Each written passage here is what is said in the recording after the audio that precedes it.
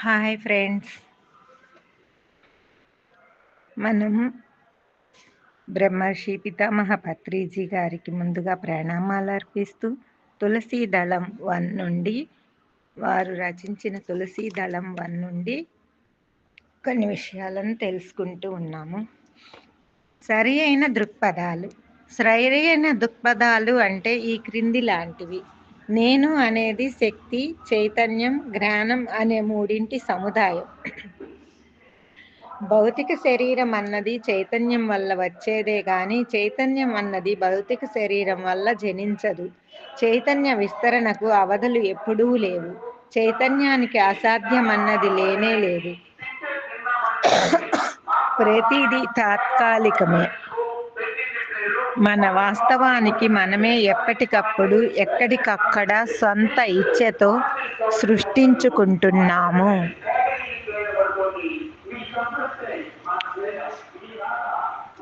భూతకాలం, భవిష్యత్ కాలం అనేవి లేనే లేవు. ఉన్నది ఎల్లప్పుడూ ఒక్క వర్తమాన కాలమే. ఇలాగే ఇంకా ఇంకా ఎన్నో. సరి అయిన దృక్పథాలు బుద్ధత్వ ప్రాప్తికి అంకురాలు. సరి అయిన దృక్పథాలు బుద్ధత్వ శూన్యతకు నిదర్శనాలు. మధ్య మార్గం.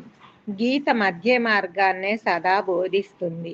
మితంగా భోజనం, మితంగా విహారం, మితంగా విద్యుక్త ధర్మం, మితంగా నిద్ర, మితంగా ధ్యానం ఉండాలి. ఎప్పుడూ మధ్య మార్గమే అవలంబించాలి. మధ్య మార్గం వల్లనే దుఃఖం పోతుంది.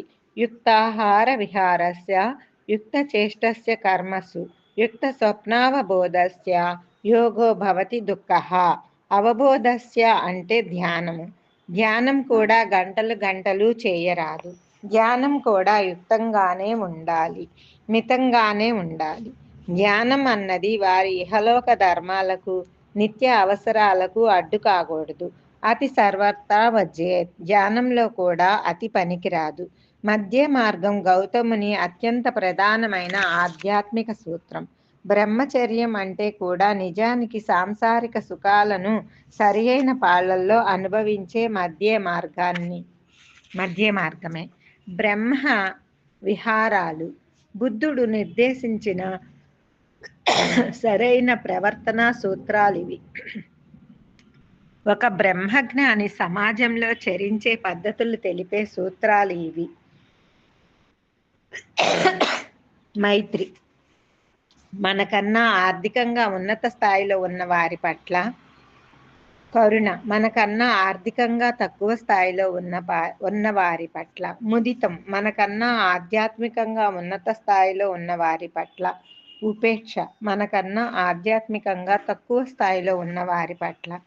ఏ లోకంలోనైనా ఏ కాలంలోనైనా బుద్ధుళ్ళు, ఆత్మజ్ఞానులు ఒకే విధంగా చరిస్తారు. వారి శాస్త్రీయ సంఘ వ్యవహార పద్ధతులే బ్రహ్మ విహారాలు.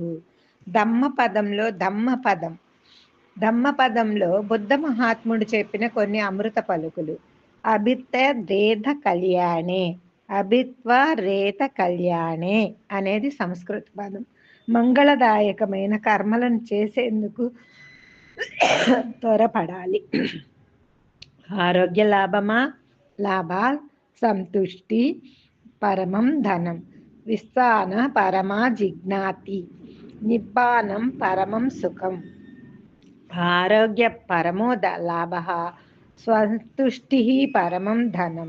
ఆరోగ్యమే పరమ లాభం, సంతుష్టత అనేదే పరమ ధనం, విశ్వాసమే పరమ బంధువు, నిర్వాణమే పరమ సుఖం.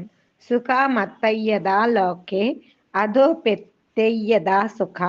సుఖ సామగ్నత లోకే అదో బ్రహ్మత సుఖ. సుఖ మైత్రీయత లోకేద పిత్రీయత సుఖ.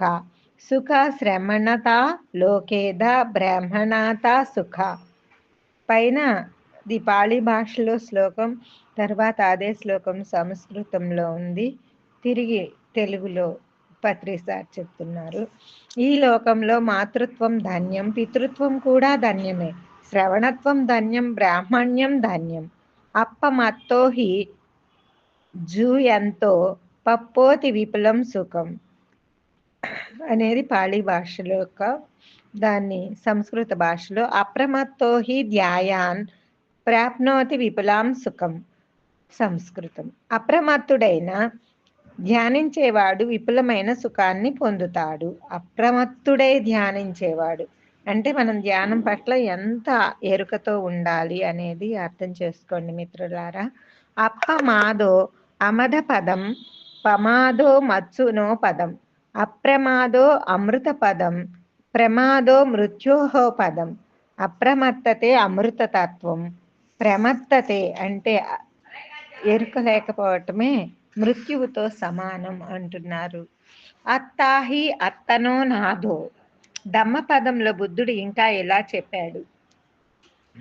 అత్తనా చోదయత్తానం పటిమాసే అత్తమాన అత్తమత్తన ఆత్మనా చోదయే దాత్మానం ప్రతివసేదాత్మానమాత్మాన. సంస్కృతం. తెలుగు. శ్రమణడా నిన్ను నువ్వే నడిపించుకో, నిన్ను నువ్వే రక్షించుకో. శుద్ధి అశుద్ధి పశ్చత్తం నాజ్ఞా అగ్నం విశోదయే. శుద్ధి రశుద్ధి ప్రత్యాత్మం నాణ్యోన్యం విశోదయే. శుద్ధి అశుద్ధి అనేవి తనకు సంబంధించినవే, ఒకరు మరొకరిని శుద్ధి చేయలేరు. అత్తాహి అత్తనో నాథో, అత్తాహి అత్తనో గతి. ఆత్మహ్యాత్మనో నాదః, ఆత్మహ్యాత్మనో గతి. ఆత్మకు ఆత్మే ప్రభువు, ఆత్మకు ఆత్మే గతి అంటే ఎవరికి వారే ప్రభువు, ఎవరికి వారే గతి అని అర్థం. బుద్ధిని ప్రకారం బ్రాహ్మణుడు, నిర్వాణ స్థితి పొందిన వాడే బ్రాహ్మణుడు. బుద్ధుడు ధర్మపదంలో బ్రాహ్మణుణ్ణి ఈ క్రింది విధంగా నిర్వచించాడు. నచాహం బ్రహ్మణం బ్రూమి యోనిజిం మత్తి సంభవం, నచాహం బ్రాహ్మణం బ్రణి యోనిజం మాతృ సంభవం. కేవలం బ్రాహ్మణి అయిన తల్లి గర్భంలో జన్మించిన వానిని నేను బ్రాహ్మణుడనను. ఉబ్బే నివాసం యో వేది సగ్గాపాయంచే పස්සతి, అదో జాతిక్తయం పత్తో అభిజ్ఞవోసితో ముని సబ్బనోసిత ఓసానం తమహం బ్రూమి బ్రాహ్మణం. పూర్వ నివాసం యో వేద స్వర్గ ప్రాయచ్చ పశ్యతి, అద జాతిక్తహ్యం ప్రాప్తో అభిజ్ఞావ్యవసితో ముని సర్వవ్యవసితావసానం తమహం బ్రవీమి బ్రాహ్మణం. పూర్వజన్మ జ్ఞానం కలవాడు, జ్ఞాన నేత్రంతో స్వర్గాన్ని నరకాన్ని చూసేవాడు, జన్మరాహిత్యం పొందినవాడు అభిజ్ఞా పరాయణుడు అంటే దివ్య జ్ఞాన పరాయణుడు. ముని కృతకృత్యుడు అయిన వాడినే నేను బ్రాహ్మణుడు అని అంటాను అని బుద్ధుడు చెప్తున్నాడు. అంటే బ్రాహ్మణి అయిన తల్లికి జన్మించిన వాడు బ్రాహ్మణుడు కాదు, జ్ఞానాన్ని సంపాదించుకున్నవాడు మాత్రమే, బ్రహ్మజ్ఞానాన్ని తెలుసుకున్నవాడే బ్రాహ్మణుడు అని అర్థం. నారదుని సలహా. నారదుడు అన్నాడు, నాకు అనుభవం కాలేదు కనుక అది అవాస్తవం అని ఎప్పుడూ అనవద్దు. అధ్యయనం చేస్తేనే వాస్తవం తెలుస్తుంది. వాస్తవం తెలిస్తేనే పరిస్థితులు అవగాహనకు వస్తాయి. పరిస్థితులు అవగాహనకు వస్తేనే సరి అయిన నిర్ణయాలకు రాగలం. అందుకే జీసస్ కూడా అంటాడు, జడ్జి ఈ నాట్ అని. అంటే ఎప్పుడు త్వరపడి ఏ నిర్ణయానికి రావద్దు అని. ఏ విషయంలోనైనా నిజమైన అవగాహన అన్నది దివ్య చక్షువుతోనే సాధ్యం. యోగులే దేని గురించైనా సరి అయిన విధంగా తీర్పుని ఇవ్వగల సమర్థులు. యోగులు కాని వారు సమయోచిత తీర్పు ఎప్పటికీ చెప్పలేరు. మహదావధానం. మహత్ అంటే గొప్ప, అవధానం అంటే చదువు. కనుక మహదవధానం అంటే అన్నింటికంటే గొప్ప చదువు అన్నమాట. శంకరాచార్యుల వారి భజగోవిందంలోని ఒక శ్లోకం. ప్రాణాయామం ప్రత్యాహారం నిత్యానిత్య వివేక విచారం జాప్య సమేత సమాధి విధానం కుర్వవధానం మహదవధానం. ప్రాణాయామం అంటే ఉచ్ఛ్వాస నిశ్వాసలను గమనించటం. ప్రత్యాహారం అంటే బహిరేంద్రియాలు అంతర్ముఖం చేయటం, తద్వారా అంతరేంద్రియాలు ఉత్తేజం కావటం. నిత్యానిత్య వివేక విచారం అంటే ఏది సత్యం ఏది అనిత్యం అనేది స్పష్టంగా తెలుసుకోవటం. జపం అంటే అభ్యాసం, తిరిగి తిరిగి అదే పనిని చేయటం అన్నమాట.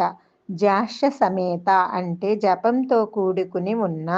జాష్య సమేత సమాధి విధానం అంటే ప్రాణాయామం, ప్రత్యాహారం, నిత్యానిత్య వివేక విచారం అనే మూడింటిని ఎప్పటికప్పుడు మళ్ళీ మళ్ళీ విధిగా అభ్యాసం చేస్తూనే ఉండటం అన్నమాట.